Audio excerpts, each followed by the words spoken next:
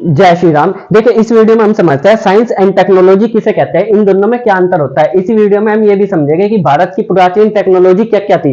देखिए, सबसे पहली चीज होती है साइंस। साइंस में हम पढ़ते हैं, आपने पढ़ाई होगा, फिजिक्स पढ़ते हैं, केमिस्ट्री पढ़ते हैं, बायोलॉजी पढ़ते हैं, डीएनए पढ़ते हैं और बहुत सारी इक्वेशन पढ़ते हैं। जैसे फिजिक्स में हम ई बराबर एम सी स्क्वायर पढ़ते हैं, गति के नियम पढ़ते हैं। जब ये सब क्या है, साइंस है।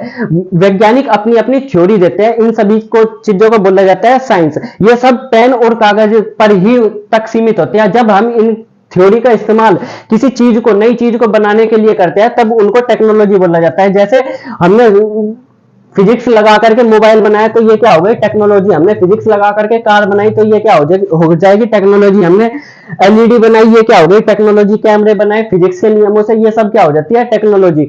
अब ये क्या करते हैं हम, फिजिक्स के नियम, जैसे ये बर्नौली की परमें है, इसको लगा करके हमने एरोप्लेन बनाया था। एरोप्लेन यहां से गायब हो गया, पर इसको लगा करके हमने क्या बनाया, एरोप्लेन। ये क्या होती है, फिजिक्स साइंस को यूज करके ही टेक्नोलॉजी बनाई जाती है। कई बार लोग ये कहते हैं हमें ए प्लस बी का होल स्क्वायर, ऐसे फालतू के फॉर्मूले क्यों पढ़ाए जाते हैं, इनका कहीं जब यूज नहीं होता तो हमें ये फालतू की चीजें पढ़ाना बंद करो। देखिए, ये जो सिंपल सिंपल फॉर्मूले होते हैं, जैसे द्विघात प्रमेय के फॉर्मूले, इनसे ही आगे जाकर के बड़े बड़े फॉर्मूले बनते हैं, फिर इन्हीं से ही ये प्रमेय बनती है और इन प्रमेय की सहायता से ही हमारे आविष्कार होते हैं। जैसे फोन बनेगा तो फोन में कहीं ना कहीं फिजिक्स लगी है और फिजिक्स के साथ कहीं ना कहीं मैथ का इस्तेमाल जरूर हुआ है। तो इसी तरीके से अगर मैथ ना होता तो आज हम, जैसे मैं रिकॉर्ड कर रहा हूं मोबाइल से, मैं ये प्रोजेक्टर चला रहा हूं, तो ये सब भी ना होता। तो कहीं ना कहीं मैथ की हर जगह जरूरत होती है और ये सब उन्हीं फॉर्मूले से बना है जिनको आप गाली दे करके निकल जाते हो।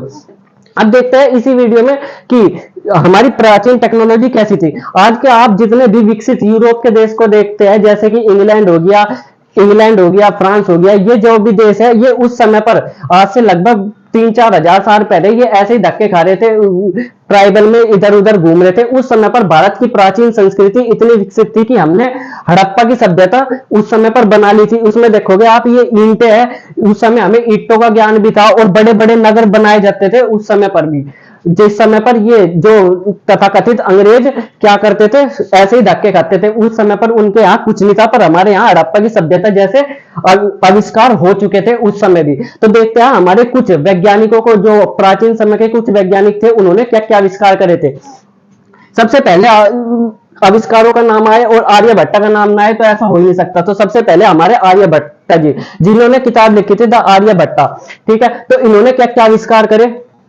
इन्होंने सबसे पहले तो जीरो दिया था। ये हमें सबको ही पता है कि आर्यभट्ट का आविष्कार जीरो किसने किया था, आर्यभट्ट ने। जीरो का आविष्कार आर्यभट्ट जी ने किया था। इन्होंने नक्षत्रों की दिशा को भी बताई। नक्षत्र क्या होते हैं, देखिए ये क्या होते हैं, ये स्टार होते हैं। आपने बचपन में पढ़ाई होगा, स्टार कई कई प्रकार की शेप ले लेते हैं। इनको जो स्टारों का एक पूरा समूह है, ये क्या कहलाते हैं, नक्षत्र कहलाते हैं। इन्होंने इनकी बहुत सारी दिशा बताई कि इस दिशा में, अगर इस समय इस दिशा में जाओगे तो यहां पर आपको ये वाले नक्षत्र मिलेंगे। इतना बड़ा बड़ा काम किया जो आज की साइंस भी नहीं कर पा रही। उस समय पर ये इन्होंने कागज और पेन पर ही कर दिया था।